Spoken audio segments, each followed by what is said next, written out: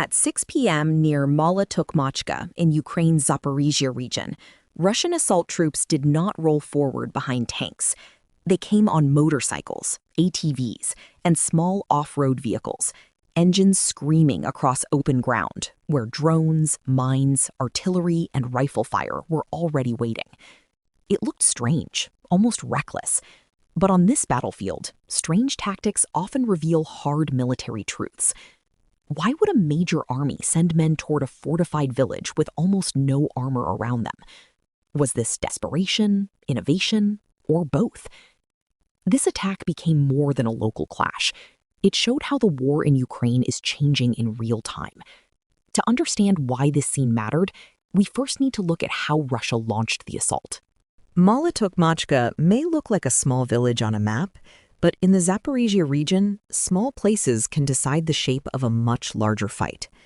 This part of southern Ukraine has become one of the most dangerous battle zones in the war, because every road, field, tree line, and dirt track can be watched, mined, or targeted.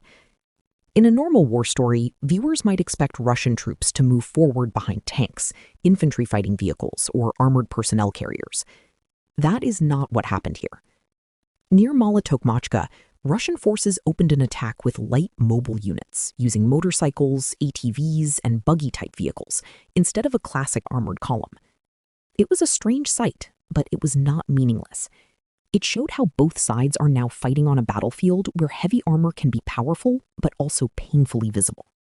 According to Ukraine's 118th Separate Mechanized Brigade, the Russian assault involved more than 30 motorcycles and several ATVs moving toward the area along 3 different routes. That detail is important because it suggests this was not a loose or random ride across open ground. It looked like an attempt to split Ukrainian attention and push several small groups forward at the same time. Instead of giving Ukrainian defenders one large target, Russian commanders appeared to create several fast-moving streams. One group could draw fire, another could try to slip through, and a third could search for a weak point. This is the cold logic behind the operation. If the attack force could cross the exposed zone quickly enough, it might reach the Ukrainian defensive line before drones, artillery, and infantry weapons could fully respond.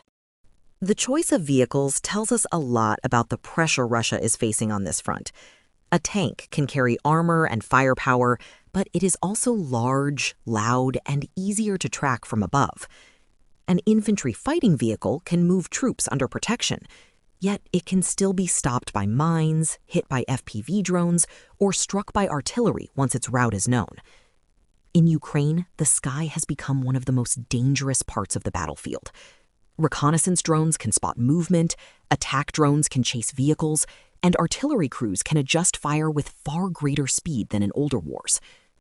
For Russian commanders, motorcycles and ATVs offer a different option. They are cheaper, faster, smaller, and easier to spread out across different paths. If one vehicle is hit, the rest of the group may still keep moving. But this advantage comes with a brutal weakness. A motorcycle does not protect the man riding it. There is no armor plate, no shielded cabin, and no heavy body to absorb blast fragments. The rider is exposed to bullets, shrapnel, drone explosions, mines, rough ground, and even a sudden crash. On paper, speed becomes the main protection. In real combat, that protection lasts only as long as the vehicle keeps moving and the defender is slow to react. Once the route is spotted, once artillery begins to land, or once an FPV drone locks on, the rider has very little room for error. A soldier inside a tank may still have a chance after a near miss. A man on a motorcycle has almost none. This is why the attack near Mala Tokmachka should be understood with seriousness, not mockery. The Russian soldiers were not simply sent forward in a strange formation for no reason. They were part of a harsh battlefield calculation. When armored vehicles become expensive to lose, and infantry on foot moves too slowly through open terrain, commanders start looking for another way to cross the most dangerous ground. Motorcycles, ATVs, and buggies become a tool for speed, surprise, and dispersion. Yet they also reveal something darker about the war. Russia is trying to solve a modern problem with lighter, cheaper, and more exposed machines. while Ukraine's defenses are built to punish movement before it reaches the front line. So the assault was designed around speed, but speed alone cannot guarantee survival in a battlefield watched from the sky. And Russia did not send these vehicles forward completely unchanged. Some of them carried battlefield modifications meant to answer the two biggest threats ahead: mines and drones. The strange part of this assault was not only that Russian troops used motorcycles, but that some of those vehicles were reportedly modified for a battlefield filled with mines and drones. At first glance, the story may sound like Russian soldiers were simply riding forward with shovels in their hands, but the more accurate point is different. According to Ukrainian reports, some motorcycles appeared to have front-mounted devices, similar to shovel-like or plow-like tools meant to deal with mines or clear a small path through dangerous ground. That detail matters because this was not just a wild charge for the camera. It was a rough battlefield experiment, and it showed how much the war has changed. These modifications suggest that Russian units were trying to turn very light vehicles into tools for a much harder mission. Some motorcycles and ATVs were reportedly fitted with mine-clearing attachments, while others carried mobile electronic warfare systems designed to reduce the threat from Ukrainian UAVs. In simple terms, Russia was trying to answer two problems at once. Mines could stop the assault before it even reached the Ukrainian line, and drones could hunt the riders while they moved through the open.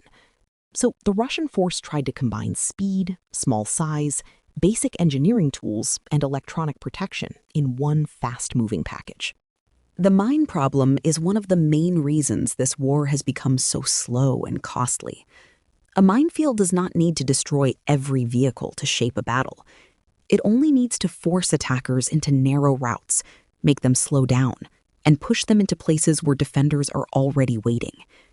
Once a unit is trapped in a predictable path, artillery, FPV drones, and machine guns become far more dangerous. A small vehicle with a crude mine-clearing device may be an attempt to test the ground, disturb hidden explosives, or create a narrow lane for riders behind it. It is not the same as a proper armored engineering vehicle, but it shows the pressure Russian troops face when every road and field may hide explosives.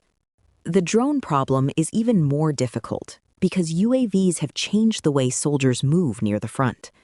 Ukrainian drones can watch approach routes, follow vehicles, guide artillery, and strike individual targets with small explosive charges. That is why mobile electronic warfare systems matter. A jammer may try to break the control link between an FPV drone and its operator, confuse navigation signals, or shorten the time a drone has to attack. On paper, that could give a motorcycle group a few extra seconds to reach cover, cross a road, or move past a dangerous open field. In this kind of war, a few seconds can mean the difference between reaching a tree line and being hit in the middle of exposed terrain. But these battlefield upgrades did not remove the basic weakness of the vehicles. A jammer does not make a rider invisible, and a mine-clearing attachment does not turn a motorcycle into an armored carrier. Ukrainian forces can still see movement through reconnaissance drones, thermal devices, ground observers, and direct line of sight. They can still strike road junctions, field edges, and likely routes of advance. If the attack is detected early, the defender does not need to chase every vehicle at the last second. He can prepare the kill zone, wait for the riders to enter it, and then use the right weapon at the right moment. This is the deeper military lesson from Mala Tokmachka. Russia is not simply repeating old Soviet-style armored assaults. It is improvising under pressure because the normal tools of mechanized warfare are now extremely costly in a drone-saturated battlespace. Instead of sending only heavy vehicles forward, Russian units are trying to mix small machines, electronic systems, and fast movement. That shows adaptation, but it also shows strain. A confident army uses armor to protect infantry.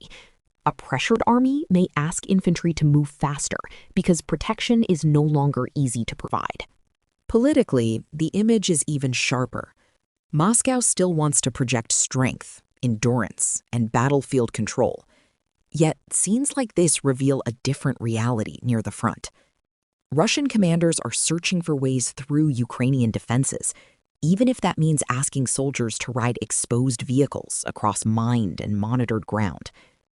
The motorcycles carried tools meant to fight mines and drones, but the men riding them still had almost no physical shield around their bodies. And according to Ukraine, that lack of protection became fatal once the assault was detected. Ukraine said the Russian assault near Mala Tokmachka was detected early, and that was the moment the whole operation began to turn against the attackers. A fast attack only works when it shocks the defender, breaks his timing, or reaches the target before he can organize a response. But once Ukrainian units saw the movement on the approaches to the village, the Russian advantage of speed started to weaken. The motorcycles and ATVs were still moving quickly, but they were no longer invisible. In a drone-watched battlefield, being seen first can be just as dangerous as being hit first. The Ukrainian response likely began with simple battlefield observation, then quickly became a coordinated defense. First came detection, as reconnaissance drones, forward observers, and nearby units identified movement along the approach routes. Then came tracking, because once the Russian vehicles were in motion, Ukrainian defenders could follow their direction and judge where they were trying to break through. After that came the most important step, assigning the right weapons to the right targets. This sequence matters because modern defense is not only about firepower, it is about seeing the attack early enough to shape the fight before the enemy reaches the line. According to Ukraine's 118th Separate Mechanized Brigade, Ukrainian defenders worked with attached forces and used FPV drones, artillery, and infantry fire to strike the Russian assault group before it could enter Mala Tokmachka. This is the core of the battle. The Russian plan depended on speed, while the Ukrainian answer depended on coordination. One side tried to cross the kill zone quickly. The other side tried to turn that same path into a controlled trap. When several weapon systems work together, even a fast-moving force can lose its momentum in minutes. FPV drones played a key role because they are especially dangerous against light vehicles. Against a tank, an operator may need to hit a weak point, such as the top, rear, or exposed equipment. Against a motorcycle, the problem is much easier. There's no thick armor, no protected cabin, and no heavy body to absorb the blast. A small explosive charge can destroy the vehicle, throw the rider, or stop the assault in the open. Artillery added another layer to the defense because it did not need to chase every single motorcycle. Shells could be directed toward approach roads, field edges, tree lines, junctions, and places where the riders were forced to slow down. That is why terrain matters so much in this kind of fight. If mines, rough ground, or narrow tracks push attackers into a limited number of routes, artillery becomes more effective. It can break the rhythm of the assault, separate groups from each other, and make it harder for surviving riders to continue toward the objective. Infantry fire became the final danger for any Russian soldiers who reached closer ground or tried to dismount. At that range, Ukrainian troops could use rifles, machine guns, grenade launchers, and other direct-fire weapons from covered positions. This is where the battle becomes personal and brutal. A motorcycle can help a soldier cross open terrain faster than walking, but it can also carry him directly into the sights of waiting defenders.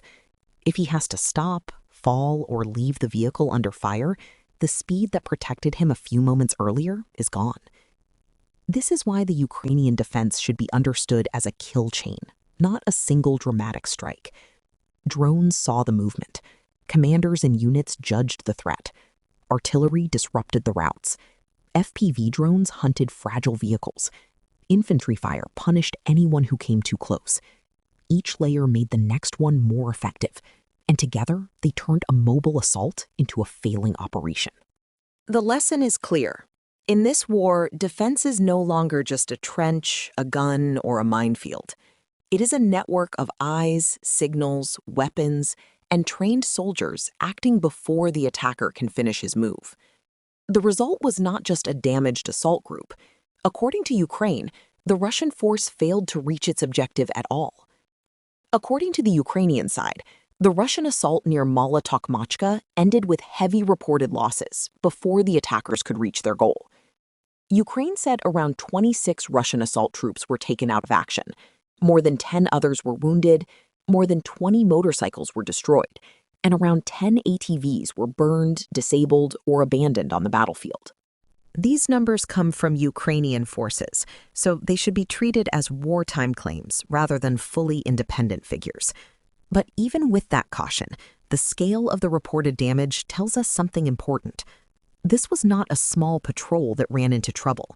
It was a planned push that lost men and vehicles on the way in. Ukraine also said Russian troops failed to enter Mala Tokmachka, and the fighting ended after only several hours. That detail is more important than the vehicle count alone. The point of the assault was not just to move fast or test Ukrainian fire. The purpose was to break through the approach zone, get close to the village, and challenge the defensive line around it. Instead, the Russian force was stopped before it could complete that mission. In military terms, this means the attack did not only suffer losses, it failed at the task it was built to achieve. The loss of motorcycles and ATVs must be understood differently from the loss of tanks or infantry fighting vehicles. A tank is expensive, hard to replace, and politically visible when destroyed. An armored vehicle also carries weapons, protection, radios, and crew training that matter at the unit level. A motorcycle is much cheaper, and an ATV can be replaced more easily than a tracked combat vehicle. From a Russian command view, that may be part of the reason these platforms are being used. If heavy armor is too easy to spot and too costly to lose, lighter machines may look like a safer bet on paper. But the human cost changes the whole calculation. The soldiers riding those vehicles are not disposable parts of a machine. Assault troops need training, discipline, and battlefield sense, especially in a war where drones can appear above them at any moment. They must know how to move under fire, react to explosions, follow orders under pressure, and keep formation even when the route turns dangerous.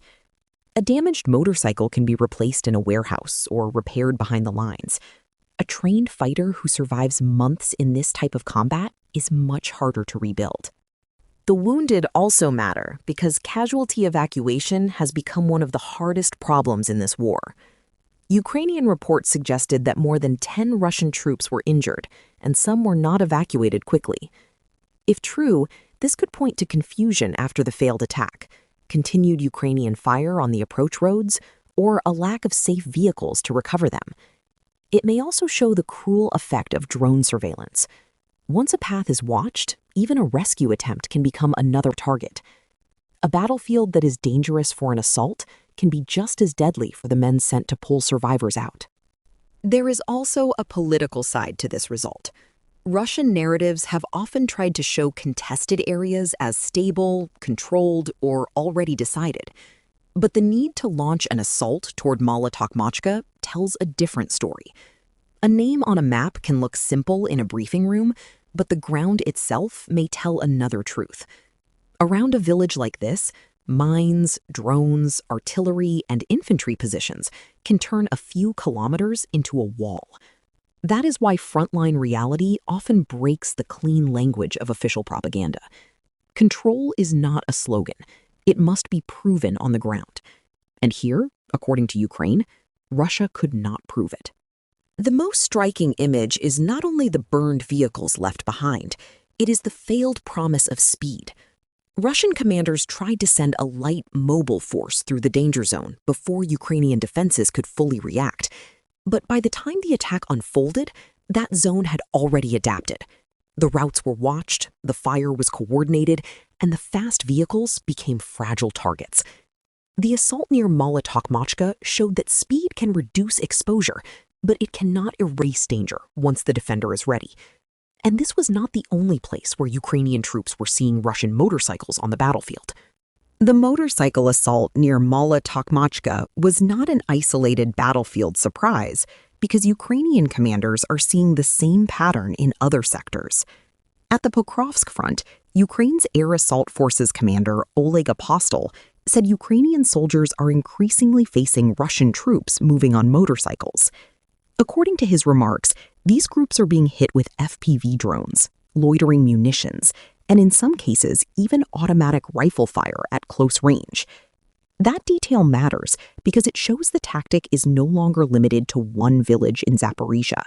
It is becoming part of a wider Russian effort to move men through areas where traditional armored vehicles are too exposed.